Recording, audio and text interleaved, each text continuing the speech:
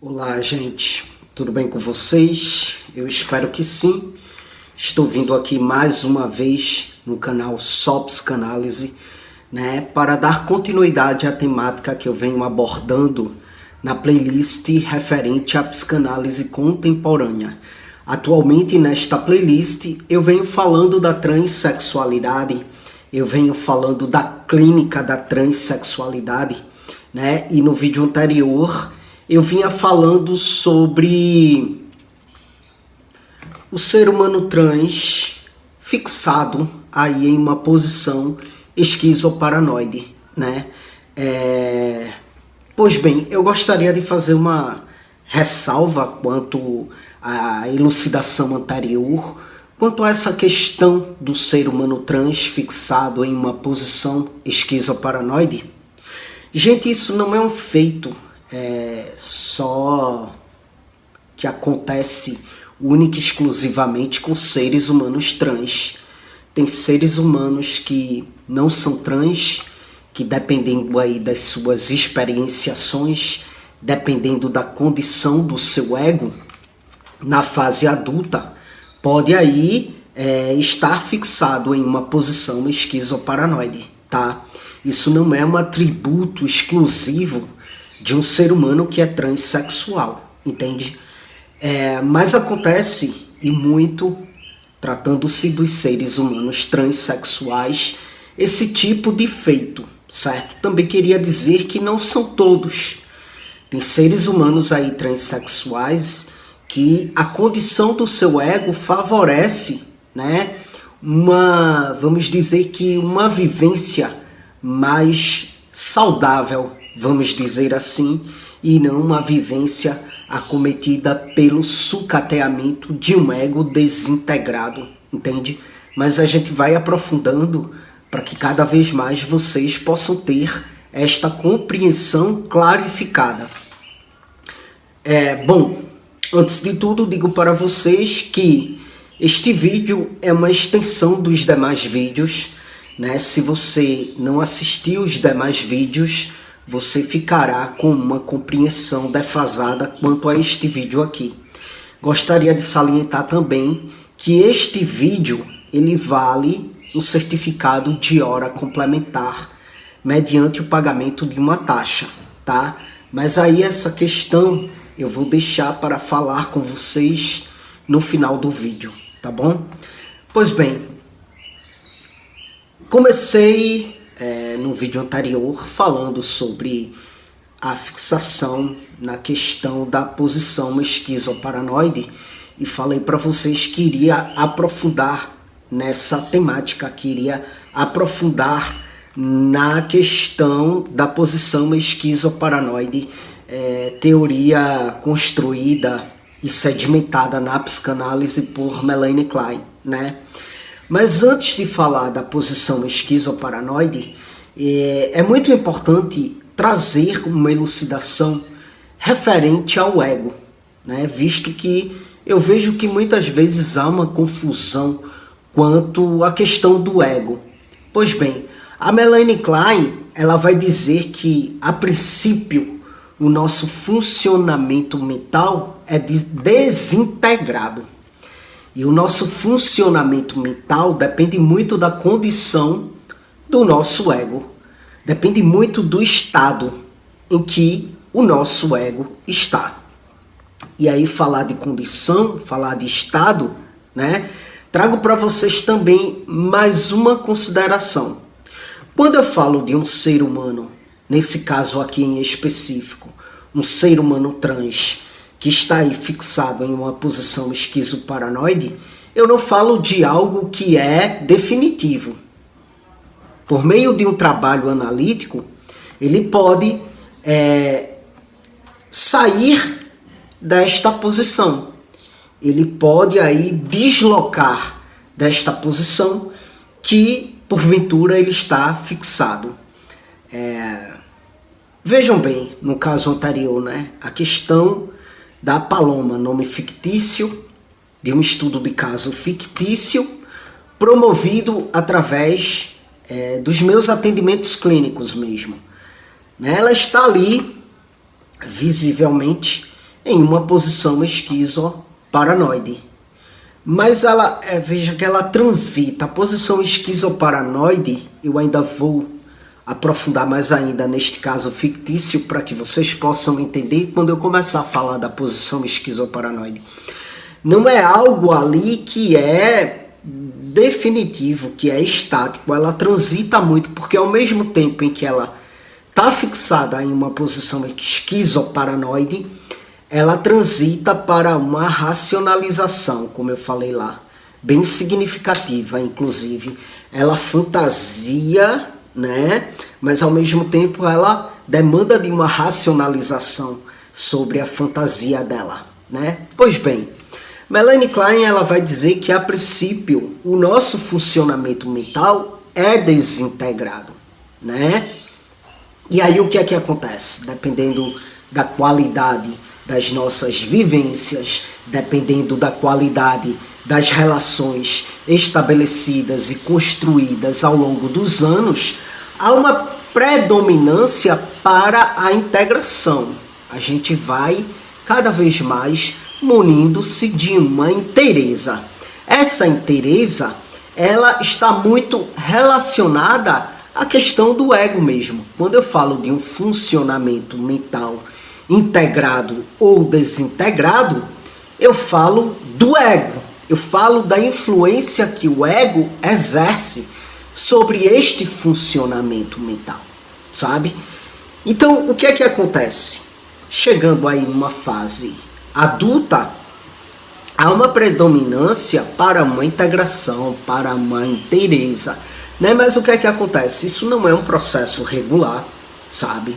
Ou seja, não é um feito que pressupõe um movimento linear. É um movimento de altos e baixos, né? De idas e vindas ao longo da vida.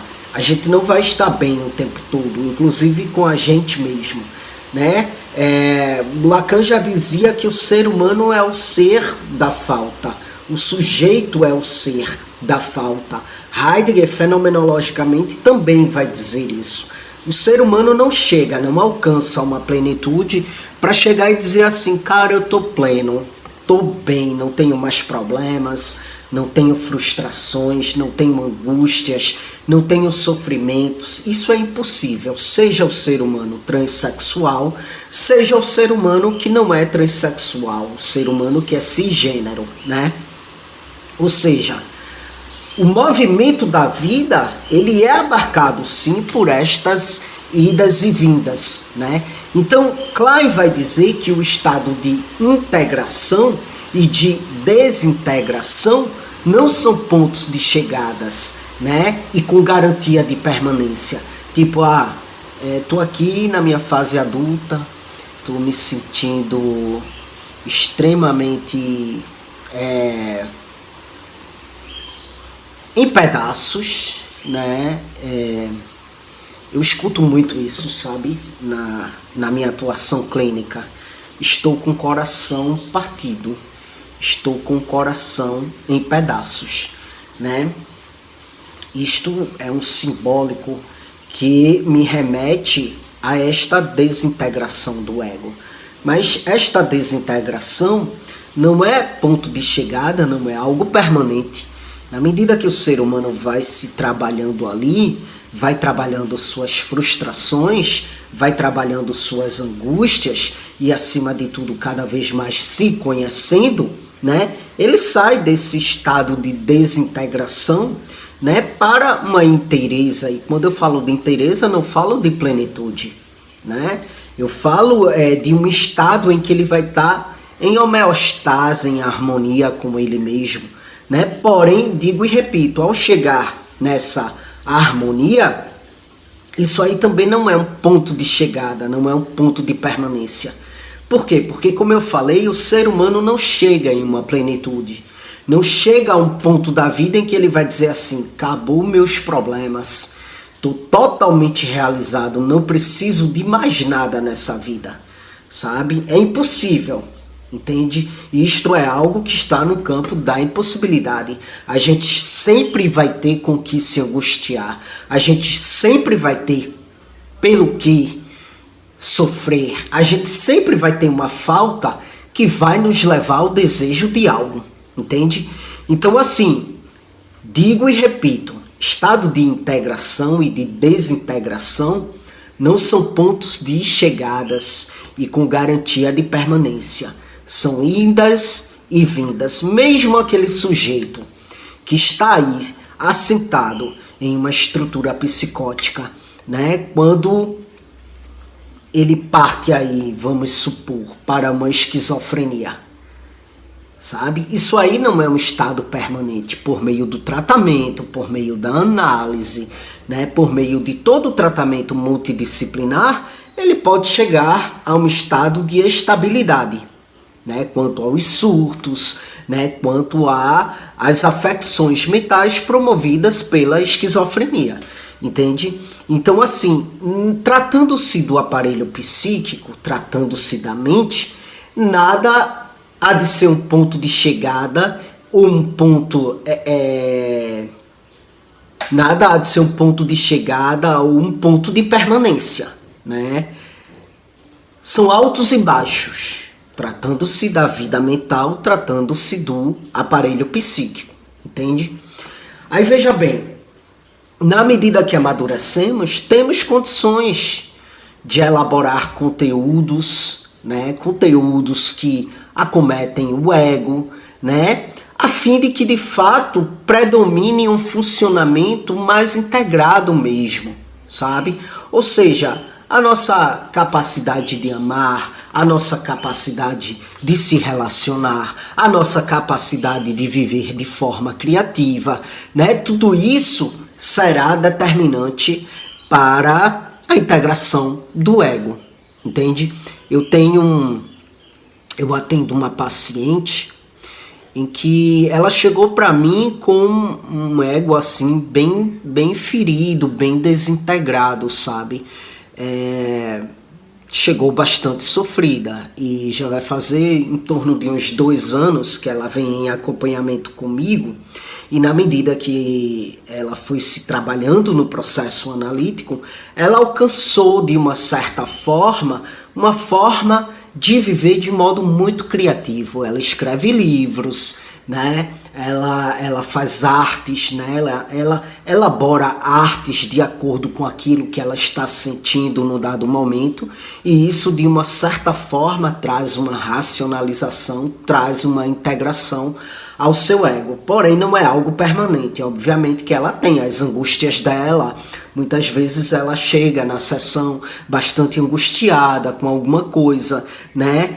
Em outro momento ela já chega bastante integrada, bastante inteira, bastante segura de si. Então veja, é um estado, não é um estado de permanência, é um estado de altos e baixos. E assim é a vida de todo e qualquer ser humano. Não é só porque é um ser humano transexual, entende? Então veja, Klein, ela definiu o funcionamento mental a partir de 2 posições, a depressiva e a esquizoparanoide. E eu acho muito importante abordar isso justamente para entender a clínica de certas demandas da transexualidade. Entende? Visto que, como eu falei aqui, veja bem, a capacidade de integração está muito relacionado ao modo como a gente experiencia a vida, experiencia o mundo, como que a gente ama, como que a gente é amado. Isso tudo vai exercer uma influência muito grande nessa integração.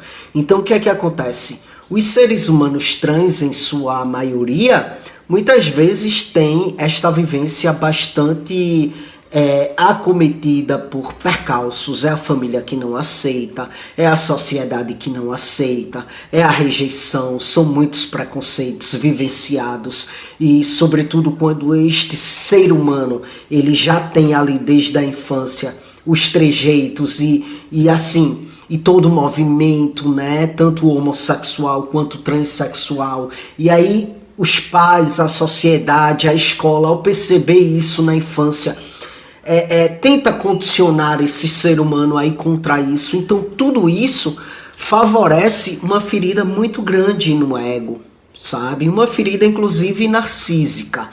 Uma vez que eu já mencionei aqui nessa playlist mesmo, né, que o narcisismo ele é muito importante para a construção da nossa segurança, da nossa autoestima, né, sentir-se seguro, sentir-se apropriado de si mesmo nos lugares, né? Pois bem, já dizia Freud, né, como fica forte uma pessoa quando ela está segura de ser amada. Quando acontece o contrário, obviamente que há aí uma fragilidade significativa a ponto de acometer este ser humano de certas peripécias na fase adulta, como por exemplo, uma fixação na posição esquizoparanoide de modo significativo, né? Então, gente, segundo Klein, essas posições, tanto a esquizoparanoide quanto a depressiva, vai nos acompanhar por toda a vida. O ser humano ele pode ser neurótico, ele pode ser psicótico, ele pode ser perverso, né? Todo ser humano vai transitar por essas posições por toda a vida, sabe? Por toda a vida. Por toda a vida transitamos por essas posições, sabe? Mas o que é que acontece? Volto a dizer, acontece certas coisas aí no decorrer do desenvolvimento do ser humano que muitas vezes faz com que ele fique fixado na fase esquizoparanoide, ou melhor, na posição esquizoparanoide, sabe? Mas ele pode transitar a partir de um trabalho interno, a partir de um processo de análise, como eu falei, ele pode sair, ele pode se deslocar dessa posição. A partir do momento que o ser humano não se implica, a partir do momento que o ser humano não se trabalha, a partir do momento que o ser humano não toma conhecimento das suas demandas internas significativas que estão promovendo sintomas, ele vai ficar de modo muito significativo preso ali a uma posição. Mas volto a dizer, ele pode deslocar dessa posição? Pode deslocar. A partir do momento que ele se trabalha e se implica nas suas demandas de angústias, de frustrações, de sofrimentos, né? Então, quando eu falo de uma posição esquizoparanoide, eu falo justamente de um estado de desintegração do ego, né? Nesta posição vai predominar o sadismo, nesta posição vai predominar o ódio, né? Que vai se manifestar em comportamentos destrutivos. Gente, não são raros os casos clínicos de seres humanos transexuais que estão aí acometidos por um transtorno de automutilação, se cortando, se ferindo, se machucando, né? Mas a gente vai se aprofundar nisso, tá bom? A gente vai, eu preciso tratar isso de modo muito minucioso para que vocês tenham de fato uma compreensão abrangente acerca do assunto, tá bom?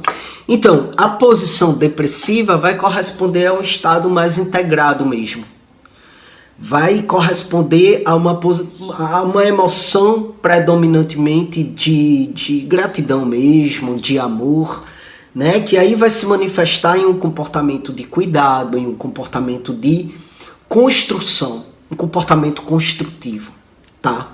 Pois bem, gente, para ter um entendimento, né, mais significativo referente ao pensamento kleiniano, vamos compreender, né, de modo mais abrangente a questão do ego. Vamos ter um conhecimento mais aprofundado, né, sobre a questão do ego, porque como eu falei inicialmente para vocês, o ego muitas vezes é confundido, sobretudo pelo senso comum, sabe?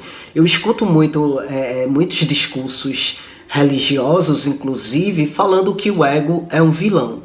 Depende do estado do ego, tá? E a gente vai ver isto agora no segundo bloco. Bom, gente, então, né? Sobre a questão do ego. Como eu falei para vocês, o ego muitas vezes é visto como um vilão.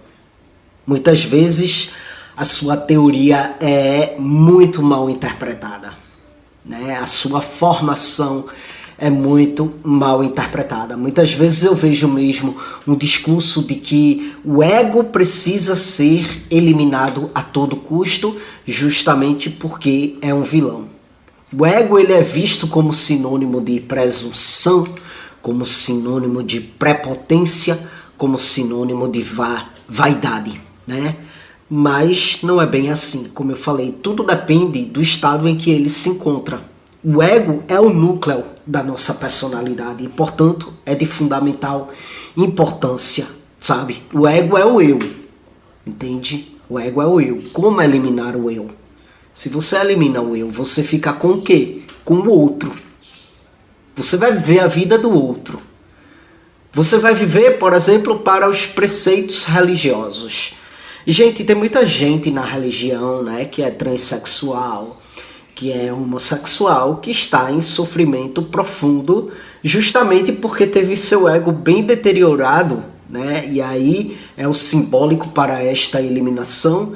E aí esta pessoa perde-se totalmente de si, tem a sua subjetividade, a sua singularidade sequestrada pelas manipulações que fomentam, né, esta importância da eliminação do ego, e aí você vai viver o tempo todo para esses dogmas, para esses preceitos, né? Vai viver a vida para esses princípios religiosos e em profundo sofrimento, porque você está totalmente desencontrado com aquilo que é mais próprio do teu ser, né? Então não tem como, sabe, eliminar o ego. Não dá para demandar de uma romantização sobre isso. O ego é a parte consciente, né?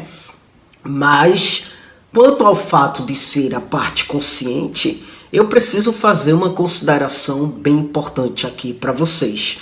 O ego seria, para Freud, o elemento principal entre o id e o superego. Quando eu falo de id, eu falo de algo muito primitivo do ser humano, seus desejos mais próprios, seus instintos, suas pulsões, que muitas vezes, claro, é preciso de um freio, e quem dá esse freio é o ego.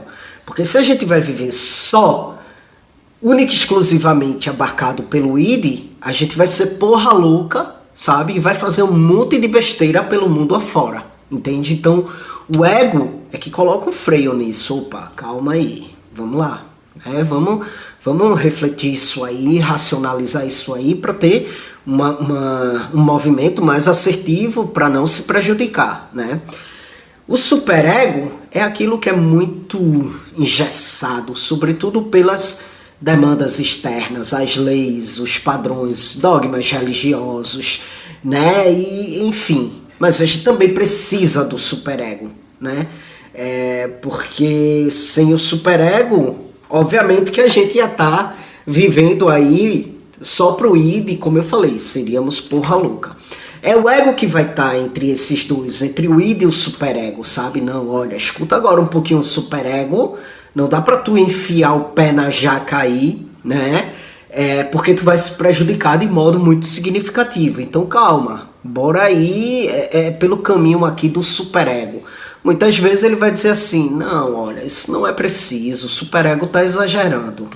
Vamos por este caminho aqui do id, que isso é tão próprio teu, isso é tão essencial a você, né? Que por mais que isso vai gerar desconforto no outro, mas é a tua vida, é sobre você, vai lá, vai viver, vai experienciar, né? Então o ego que de fato vai intermediar aí essa harmonia entre id e superego, né? E Freud vai dizer que o ego é um construto da personalidade que vai evoluir a partir do id, porque para Freud a gente já nasce com o id, né? Que é aquilo que, como eu falei, é bem rudimentar, é aquilo que é muito essencial, muito próprio do sujeito, muito singular do sujeito, instintos, pulsões, vontades que muitas vezes são reprimidas pela sociedade, né? E aí, para Freud, o ego vai evoluindo, ou seja, o ego, ele não nasce pronto. Ele não se constrói pronto, o ego tá ali, fortalecido, formado, e, sabe? Não é algo que vai acontecendo gradativamente, vai evoluindo a partir do id, entende? Vai se construindo aí de modo evolutivo, entende? E aí, portanto, o ego também tem elementos inconscientes, já que o id, ele é de natureza pulsional, ele é de natureza inconsciente, entende? Então, como o ego vai evoluir do id, obviamente que ele vai ter elementos inconscientes. Por exemplo, as suas defesas. Tem defesas que são muito primitivas, né? Por exemplo, como a Pamela lá, né? A menina trans fictícia sobre a qual eu falei no vídeo anterior, naquele estudo de caso, né? Veja que ela tem uma demanda de fantasia bem primitiva ali da infância, entende? Então, o ego se munindo de uma defesa bem primitiva porque ele evolui do id, sabe? Pois bem, mas apesar disso, o ego, ele funciona de modo predominantemente consciente, sabe? E aí, veja, Klein defende a premissa, né, da existência de um ego precoce, que desde o início se relaciona com o objeto externo, que é a mãe. É o seu primeiro objeto de relação, é a mãe, né?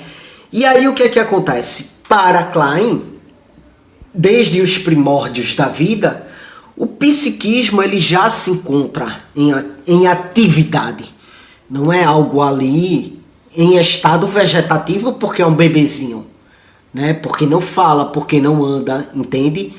Existe vida psíquica ali, mesmo que rudimentar, mesmo que primitiva, mas existe vida psíquica ali e que se encontra em plena atividade, atividade esta proporcional, obviamente, ao tempo cronológico desse ser humano, sabe? E aí, Klein vai dizer, como existe vida psíquica em plena atividade, né?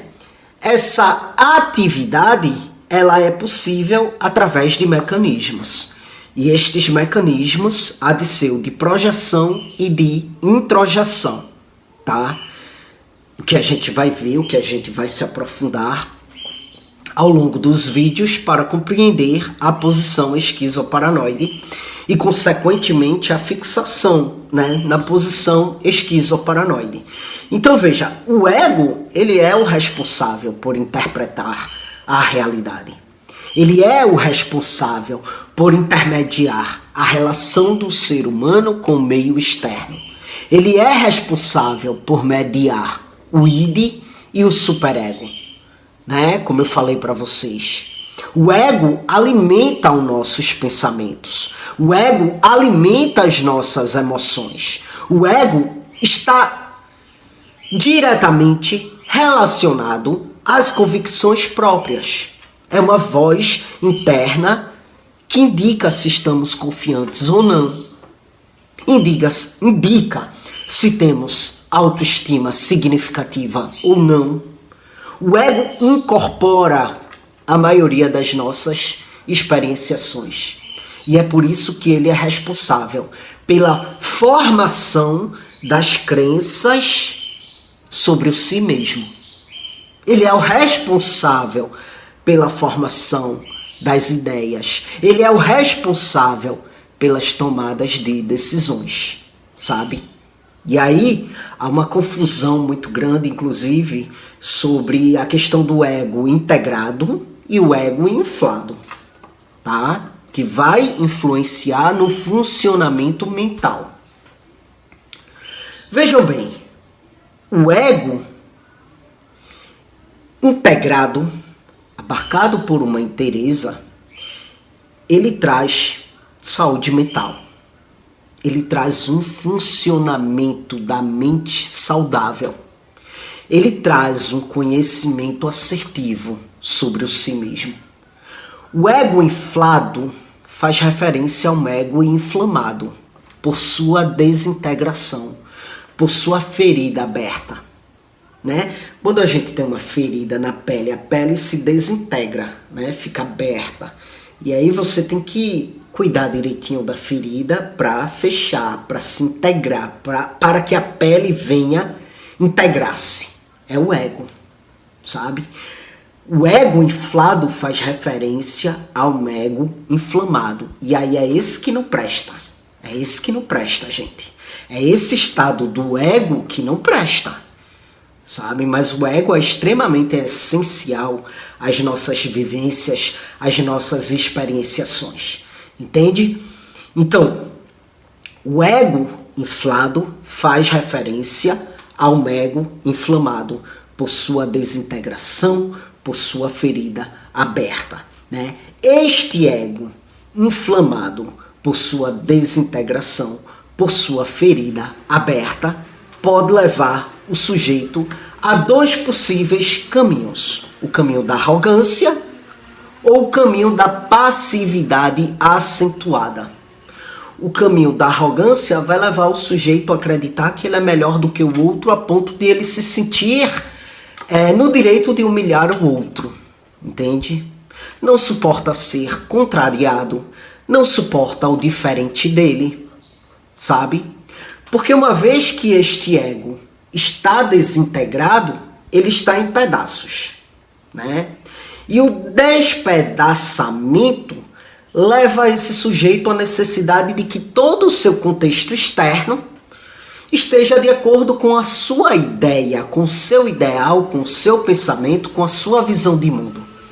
Porque só assim ele vai se sentir inteiro, né? E o que vai o levar o tempo todo a uma frustração e por isso a uma arrogância, sabe? A projetar no outro aquilo que é dele e não do outro, entende?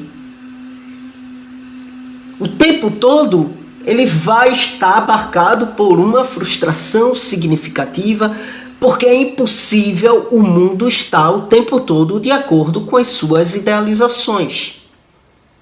Já quando eu falo de uma passividade acentuada, aí eu já falo daquele ser humano que quer agradar todo mundo, se perde de si mesmo para agradar a tudo e a todos, né? Porque ele precisa ser amado, se sentir amado pelo outro, se sentir aceito pelo outro, para se sentir inteiro, porque o seu ego está despedaçado.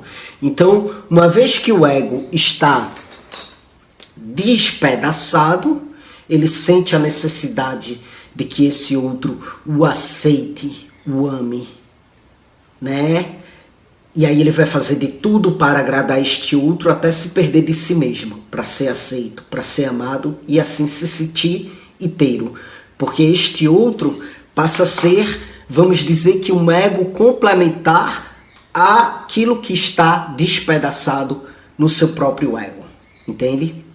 Então, essa passividade acentuada, sabe, leva a um funcionamento mental degradado, tanto quanto aquela agressividade acentuada, tanto quanto aquela arrogância acentuada por este ego desintegrado, entende? Então, essa passividade acentuada leva esse ser humano a uma autoestima bem abalada, porque, é como eu falei, ele pode muitas vezes fazer de tudo para agradar o outro, mas muitas vezes esse outro não vai correspondê-lo do modo que ele espera que este outro corresponda, sabe? E muitas vezes, como eu falei, ele vai se perder dele mesmo, entende? Para quê? Para que este outro o aceite.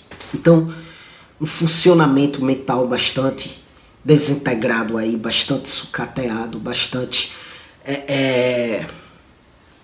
que traz aí esse sujeito o sofrimento significativo, sabe? E aí essa passividade acentuada, sim, leva a essa fragilidade que também não suporta a frustração, onde muitas vezes o sujeito ele é levado a uma defesa muito primitiva, como o caso da Pamela no vídeo anterior, né? E aí, gente, somente com autoconhecimento pode-se chegar a uma noção do quão prejudicial o ego pode estar sendo para a sua vivência, para as experienciações, né? A psicoterapia, a análise é um dispositivo que vai facilitar este processo de autoconhecimento. Então é muito importante trabalhar o ego, porque ele alimenta a nossa sobrevivência, ele alimenta o nosso instinto de sobrevivência, ao se impor, ao tentar se defender. É o ego que entra em ação. E dependendo de como ele está, ele pode entrar em ação de modo muito primitivo, né? Fazendo com que este sujeito não tenha uma experienciação de vida saudável. O ego, inclusive, ele pode ser fruto de parcelas estereotipadas da pressão social. Meu ego está desintegrado. Isso aqui é uma parcela do meu ego. A outra parcela há de ser uma parcela estereotipada da pressão social. Como, por exemplo, eu sou um transexual, eu sou um homem trans. Por muito tempo eu vivi essa vida contrário ao que eu sinto que eu sou, porque eu estava vivendo esta parcela estereotipada da pressão social, né? O meu ego, esse pedacinho aqui de ego, incorporou essa experienciação estereotipada da pressão social para se sentir inteiro. Isso leva muito o ser humano a uma confusão sobre a sua própria identidade.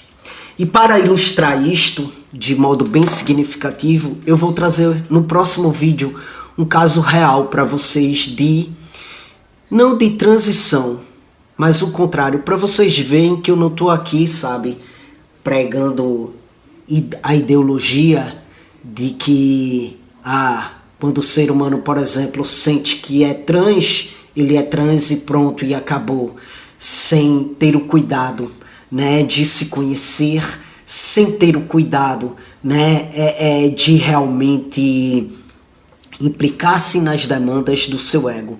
Então eu vou trazer um caso real, porque eu vou estar sempre, como é que se diz, fazendo este paralelo, teoria com casos da realidade, para que a compreensão fique bem mais inteira, né? Eu vou trazer um caso de destransição. Caio, acontece? Obviamente que acontece. Casos de destransição, onde o ser humano fez a transição, passa por todo o procedimento e depois se arrepende. E infelizmente esses casos muitas vezes são usados para desvalidar o ser humano trans. Tá vendo que isso é frescura? Tá vendo, né, que isso é capricho? Entende? E aí eu vou trazer um caso de destransição para fazer um paralelo com tudo isto aqui que eu elucidei neste vídeo. Entende? Que é um caso de domínio público, está no YouTube, está aí na internet para quem quiser ver. E aí eu vou trazer para explorar aqui com vocês, concomitante ao que eu venho explicando teoricamente, tá bom? É isso, gente. No próximo bloco, vou explicar para vocês a questão do certificado de hora complementar, que vai estar relacionado a este vídeo aqui, tá bom? Até o próximo bloco. Bom, gente, falando aí do certificado de hora complementar, equivalente a este vídeo, né? Este vídeo está valendo um certificado correspondente a 5 horas complementares, né? Que para recebê-lo você recebe mediante o pagamento de uma taxa de R$5, tá bom? O pagamento ele pode ser feito por meio de Pix, tá? Então a chave Pix é caiofsa2803@gmail.com. Você encontra aqui no comentário em destaque. Você vai encontrar aí o passo a passo para aderir o certificado. Por que 5 horas complementares, né? Estou levando em conta os outros 4 vídeos que antecede este aqui, né? Para você ter uma compreensão abrangente do assunto. Por isso considero 5 horas complementares aí de estudos quanto ao entendimento abrangente deste vídeo. Sem falar que muitas vezes o aluno se vê até aí necessitado, né, de buscar na internet uma leitura complementar, né, sobre o ego, por exemplo. E aí por isso estou considerando 5 horas complementares de estudos no que diz respeito a este vídeo, tá? Aí o que é que acontece? Você faz o pagamento por meio do Pix no valor de R$5 e aí você envia o comprovante de pagamento para o WhatsApp correspondente ao número 081 986 21 30 22. Vai estar aqui também este número no comentário em destaque.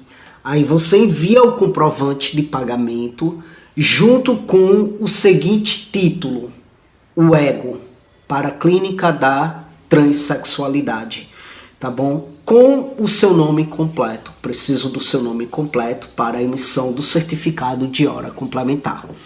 Então, novamente, faz o pagamento do Pix, né? Novamente aí, revendo o passo a passo. Faz o pagamento do Pix no valor de R$5, envia o comprovante de pagamento para o WhatsApp, né? Concomitante ao envio do comprovante de pagamento, o título do vídeo, que é o ego para a clínica da transexualidade, junto com o seu nome completo, certo? E aí no mesmo dia você recebe o seu certificado credenciado pela minha empresa, o Portal do Saber com Sabor, certo?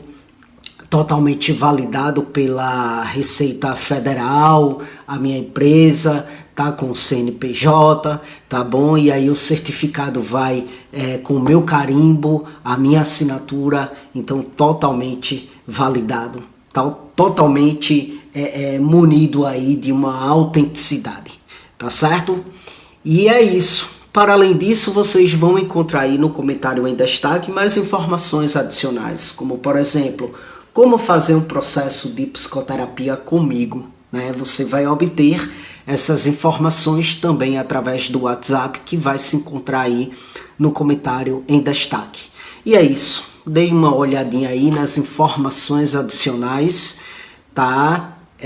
Que vai estar no comentário em destaque. No comentário em destaque também você vai encontrar o link correspondente ao vídeo 1, o link correspondente ao vídeo 2, o link correspondente ao vídeo 3 e o link correspondente ao vídeo 4, que, como eu falei, são vídeos aí essenciais para você ter um entendimento abrangente do que eu elucidei aqui neste vídeo.